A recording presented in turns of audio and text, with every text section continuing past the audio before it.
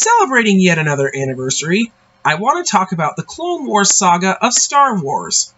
And prior to the release of the more well-known animations by either Genndy Tartakovsky or Dave Filoni, there was a game that released in 2002 on the GameCube and PlayStation 2, with an Xbox version in 2003 by Pandemic Studios, prior to their work on the Battlefront series.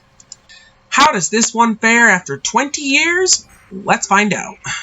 The story of the game, taking place straight after Attack of the Clones, follows Jedi Mace Windu, Obi-Wan Kenobi, and Anakin Skywalker as they are on the case of Count Dooku and the Confederacy as they find an ancient Sith superweapon, the Dark Reaper, to which Anakin seeks the help of ancient Jedi Oleg Keldroma, which may be a familiar name to you if you played Knights of the Old Republic. That came out in 2003, the same year as the Xbox port of Clone Wars.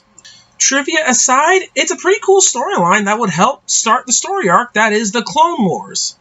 Mainly in what is now Legends, but still.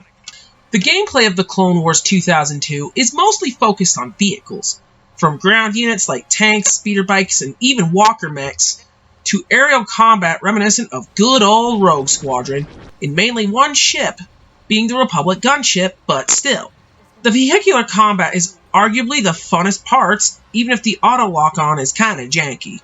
But you also have moments of on-foot segments with very limited Jedi action, and while I can get over the combat and force powers being only limited to push and throw, here's where it really blows. Tank controls. Say what you will about Rebel Strike, hell, say what you will about Star Fox Assault, but neither of those games had that bad of on-foot segments as this. And it's all thanks to tank controls, which sadly makes being a Jedi lamer than it should.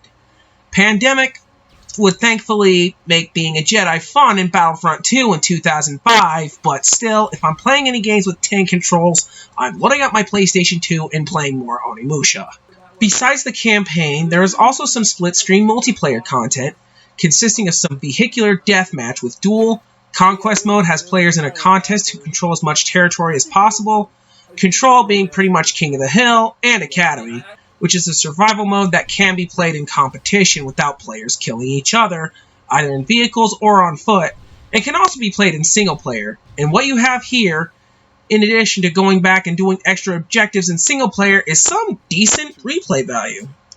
Moving on to the visuals, and the game is pretty rough in most places, such as the character models, but most environments and vehicle designs look fine, and the game plays pretty smoothly, at least on the native GameCube version, as when I played this recently on the Xbox One X via backwards compatibility, I ran into some frame rate snags into a few spots. Nothing that disrupts the flow too bad, but still. And I can't say for sure if it was like this on the original Xbox Classic, or if it's an emulation quirk on the Xbox One. Either way, the gameplay's pretty solid there too, so not much complaint from me. As usual, the sound is what you would expect in a Star Wars game. Reused soundtrack from John Williams and effects from Skywalker Sound. And some decent voice acting that sounds like the actors from the films it spun off from. Overall, the Clone Wars 2002 is still a solid game in the franchise that those who like anything Clone Wars should definitely give a shot. Just expect to be underwhelmed when you're on foot playing as a Jedi.